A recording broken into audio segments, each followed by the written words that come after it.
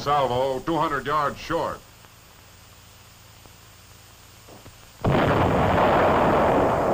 Third salvo, on target.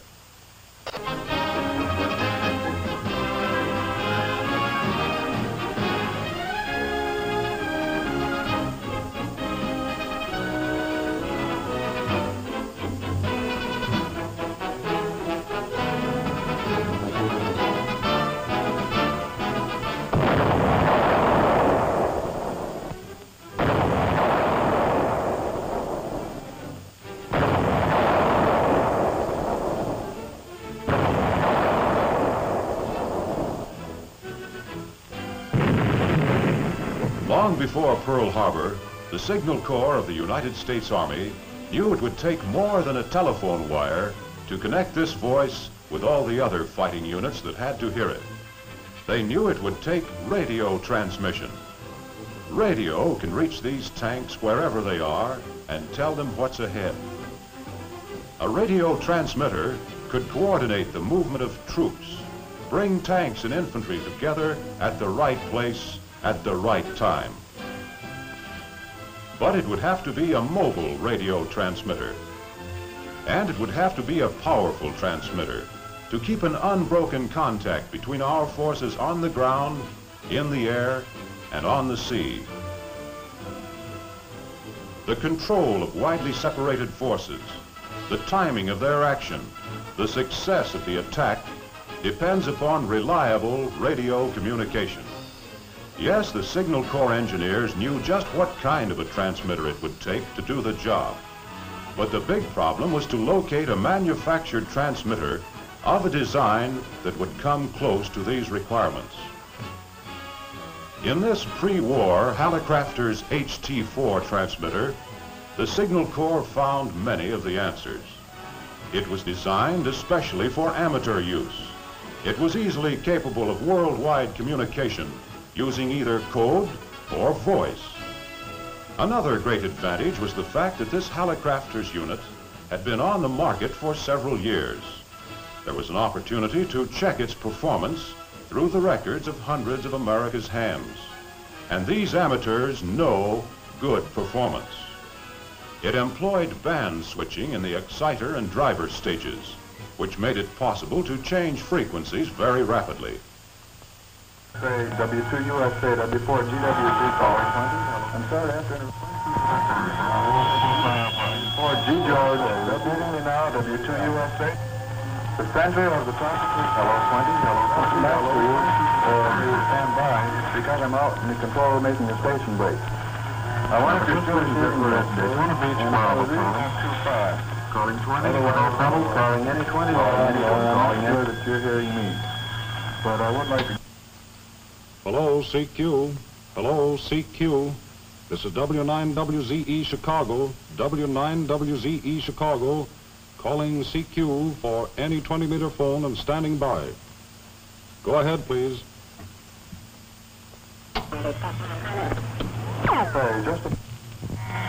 Hello, W9WZE Chicago. Hello, W9WZE Chicago. This is W6QD, Los Angeles, California. W6QD, Los Angeles, calling W9WZE Chicago. Go ahead, Bill.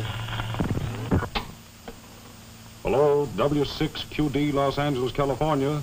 This is W9WZE Chicago coming back. Good evening, Herb. Your signals are coming in fine tonight. R5, S9. By the way, Herb, what are you doing on 20-meter phone? I thought you always worked CW. Now let's hear something about that marvelous California weather, eh?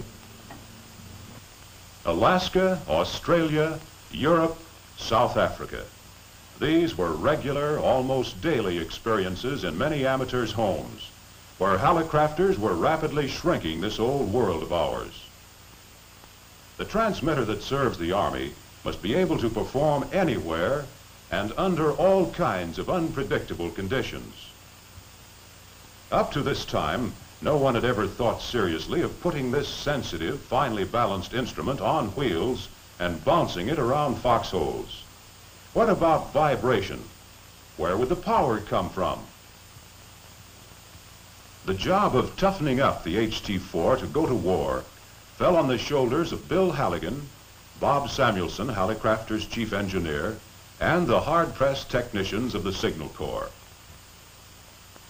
There were few changes needed to adapt this unit to Army needs. There was good engineering and good sound construction in the set to start with. This was to be the new home for Hallicrafter's equipment. Everything needed to transmit and receive had to be packed into this small space. That would take some more good engineering. This demand was nothing new to these pioneers. There are no fixed limits in Hallicrafter's design or construction. There is always development, change, improvement. Many of the war adaptations were drawn from advanced developments that had been in the experimental stage for months. For example, in the pre-war model, plugging in a tuning unit might be quite a trick if the holes in the prongs couldn't get together.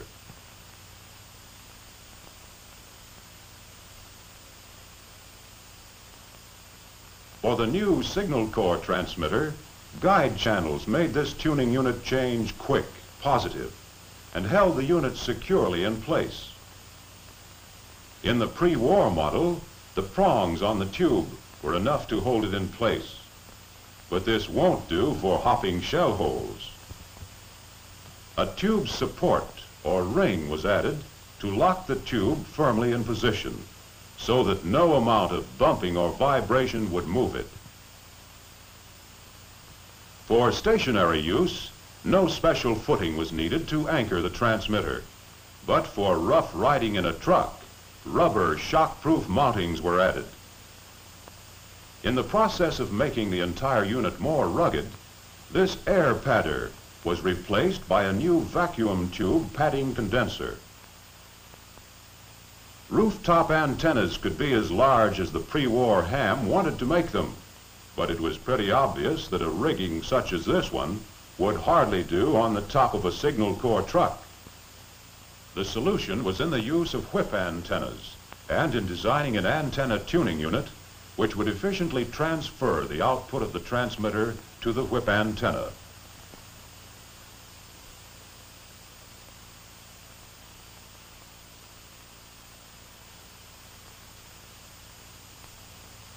Throughout all of these changes, to adapt a peacetime transmitter to wartime requirements, the high-quality standards of Hallicrafters were strictly maintained in workmanship, in design and construction, and especially in performance. When the Signal Corps inspected the first of Hallicrafter's transmitters armored for war, they found what they were looking for: a high-powered unit that had been made completely mobile, one that delivered good, reliable performance under all conditions. The first big job had been done well. Then came the warning of another bigger job. Field reports indicate performance of SCR-299 exceeds expectation. Request you expedite production as much as possible. And in working man's English, that means let's go on production. This is the plant in Clearing, Illinois, where mass production of the new SCR-299 mobile radio station was obtained on a scale never dreamed of before in this industry.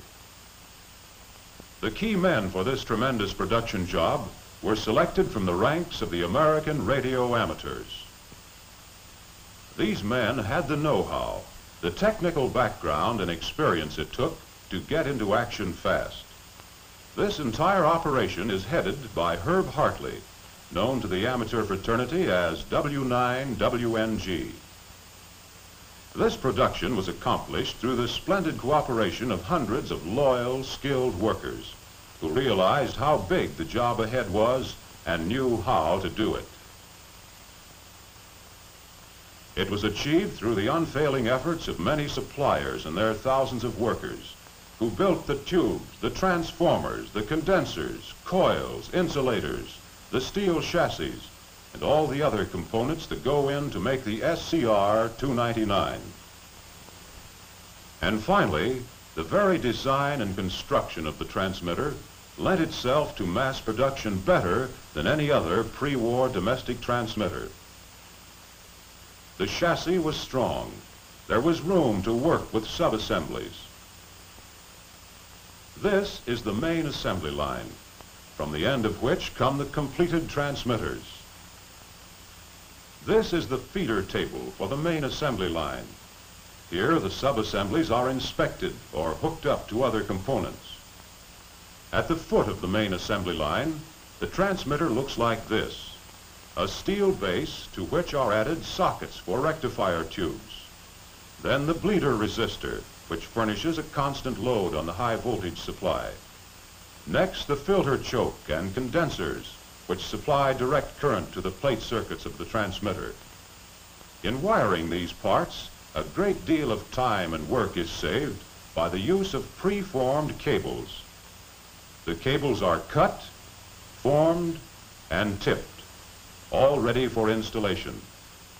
And here's the base assembly, completed in just a little more time than it's taken to show it. Meanwhile, on the opposite side of the table, the power control panel is being assembled. These are the controls for filament voltage and modulator bias.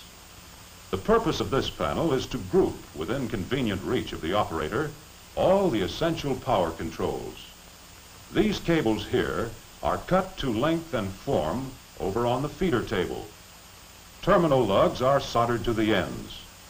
Then all the other wires needed in the circuit are placed into position, bound together, so that soldering to terminals is the only operation needed in the final assembly. This is the power panel cable.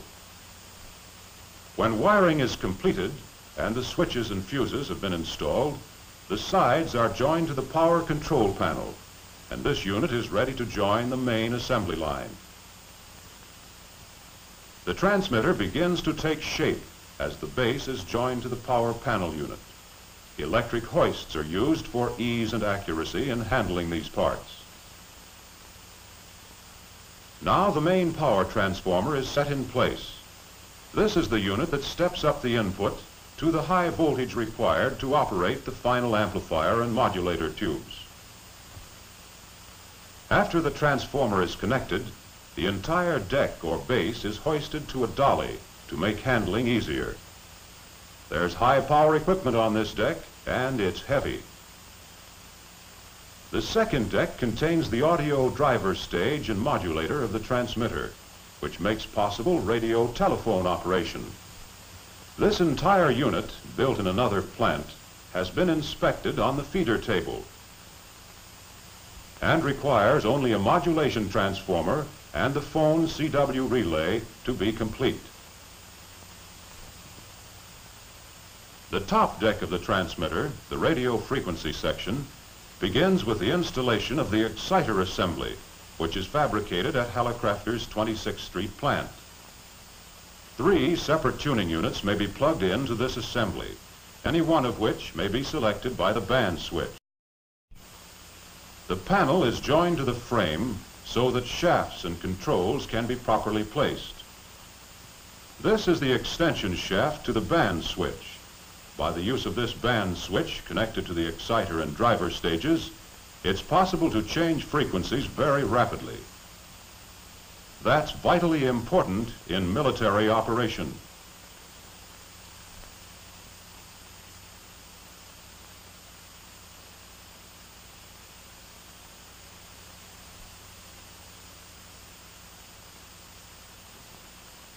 The final amplifier tuning condenser assembly was built as a unit on the feeder table.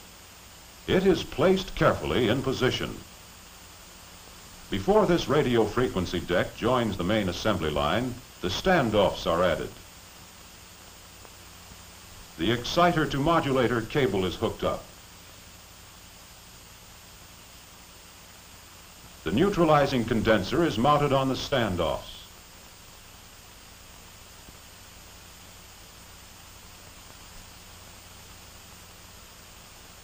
The main tube socket is added.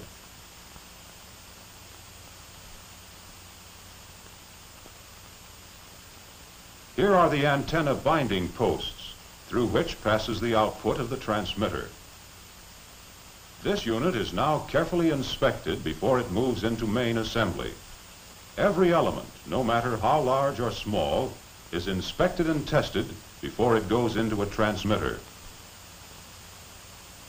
When the radio frequency deck joins the main assembly here, the big job is nearly done. A steady flow of finished units has been made possible by intelligent planning of the work at all Hallicrafters plants, perfect coordination with the suppliers and subcontractors, and hundreds of skilled and tireless hands. Now the relays are covered. The smaller tubes are set in place, and the completed unit is ready to leave the assembly line. The transmitter is now ready for the first of many tests it will receive before it earns the stamp of final approval. This is the electrical testing room, where the transmitter's output, modulation, and keying are accurately measured and recorded. This work calls for plenty of technical skill and knowledge, so the staff here is principally made up of experienced radio amateurs. Signal Corps inspectors watch closely these important steps in controlling both the quality and performance of the transmitter. This test measures the radio frequency output of the transmitter. Instead of allowing the signal to radiate over an antenna, these bulbs, called the dummy antenna, convert the RF output into heat. Another important test is the one made for overload. The purpose of this is to make sure the relays respond properly to protect the circuits.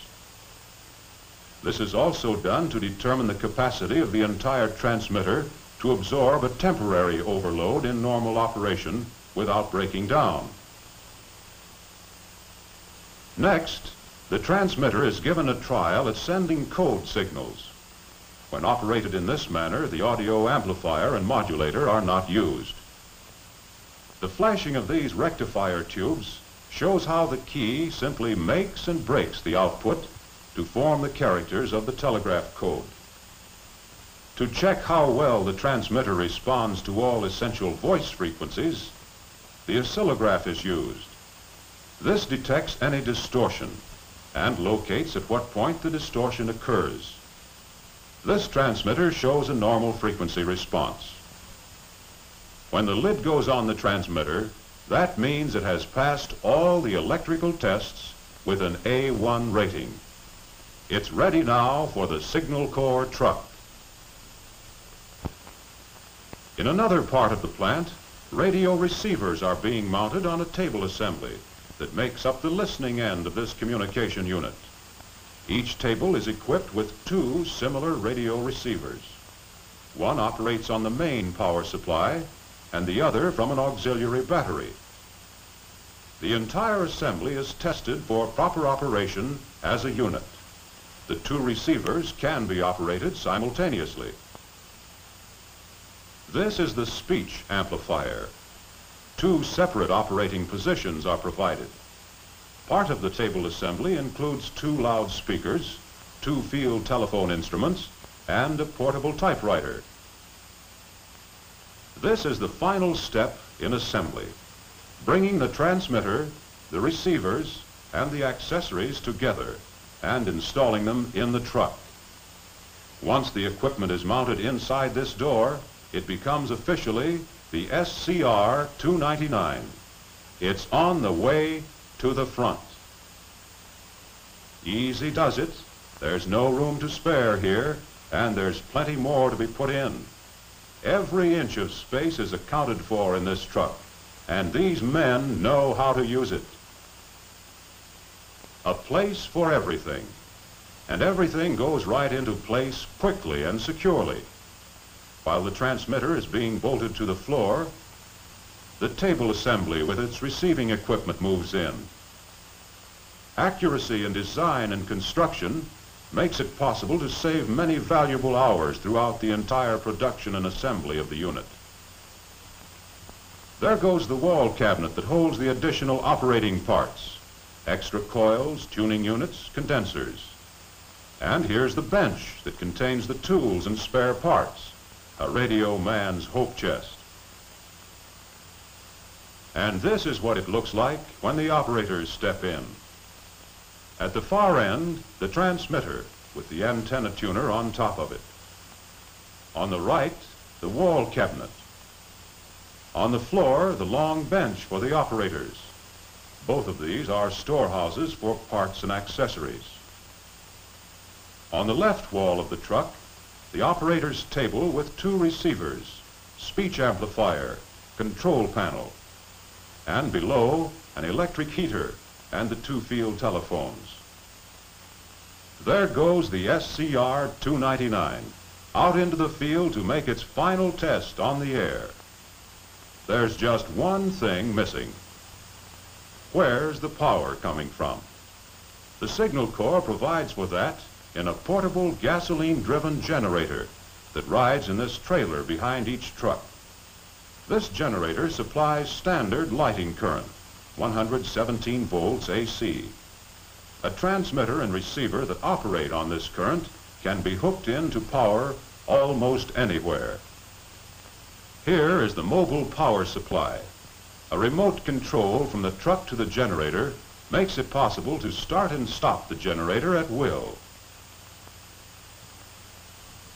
The operator prepares for the air test. His first call is to Central Control Station. WXYK, WXYK4, calling for a check on the quality of this transmission and standing by. And here is communication going off to war.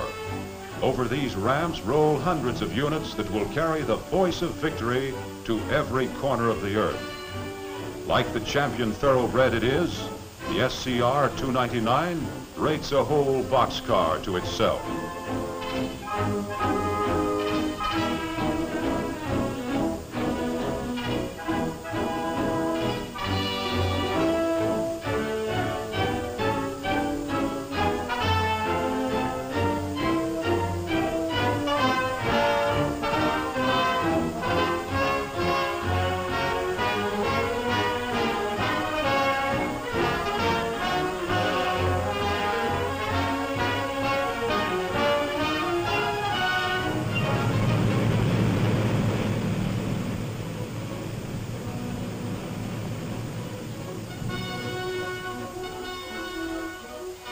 This Signal Corps unit is built for action and to get into action fast. It's a highly mobile radio station and may be set up almost anywhere in battle or invasion activities. Speed is vital. Every minute counts. The enemy doesn't wait. Communications must be ready at all times. It may be the only contact over which a blow-by-blow report flashes from the local front to the remote commands at Cairo, London, Sydney.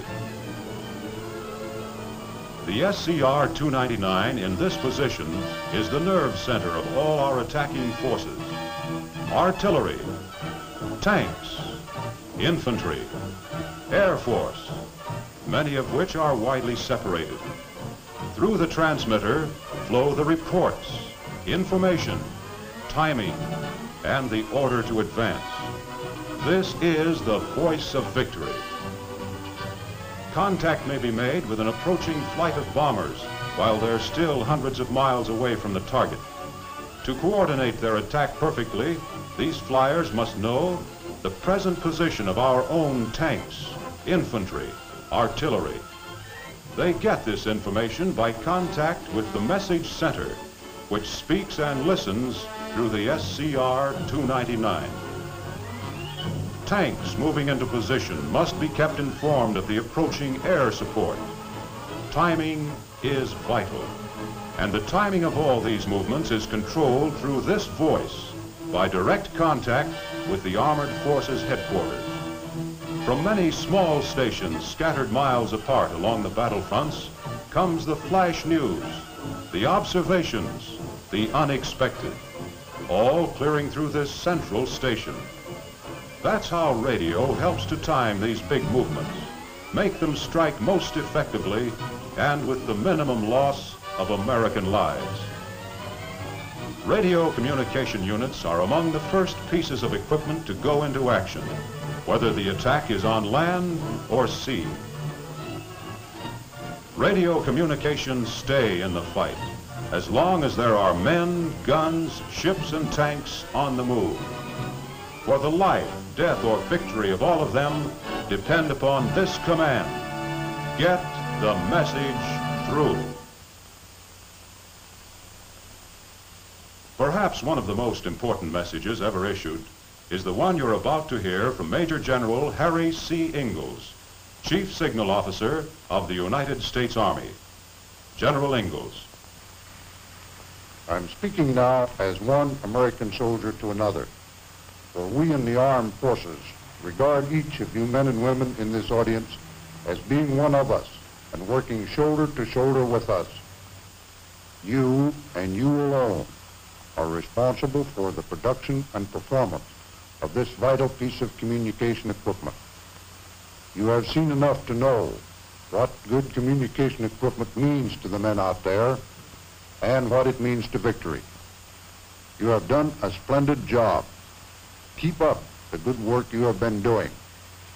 We are asking millions of American soldiers to stake their lives on breaking Germany and Japan. They ask you to keep up your production to the limit of your ability and the high standards of workmanship that have given us an advantage over the enemy that can be measured only on the day of final victory.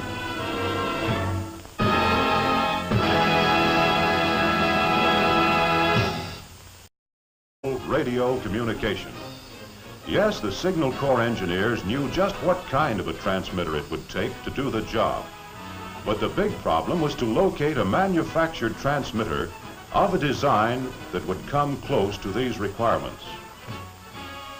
In this pre-war Hallicrafters HT4 transmitter, the Signal Corps found many of the answers. It was designed especially for amateur use. It was easily capable of worldwide communication using either code or voice. Another great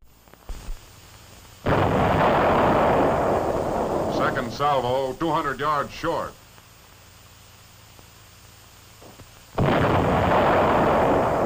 Third salvo, on target.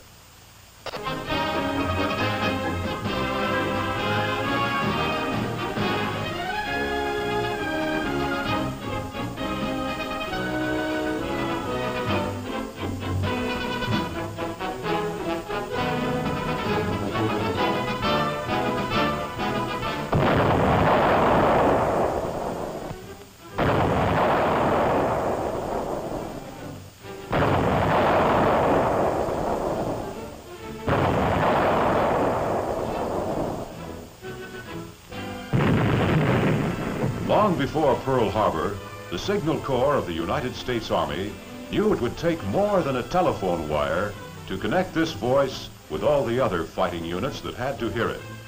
They knew it would take radio transmission. Radio can reach these tanks wherever they are and tell them what's ahead. A radio transmitter could coordinate the movement of troops, bring tanks and infantry together at the right place at the right time. But it would have to be a mobile radio transmitter. And it would have to be a powerful transmitter to keep an unbroken contact between our forces on the ground, in the air, and on the sea. The control of widely separated forces, the timing of their action, the success of the attack depends upon reliable. The advantage was the fact that this Hallicrafters unit had been on the market for several years. There was an opportunity to check its performance through the records of hundreds of America's hams. And these amateurs know good performance. It employed band switching in the exciter and driver stages, which made it possible to change frequencies very rapidly.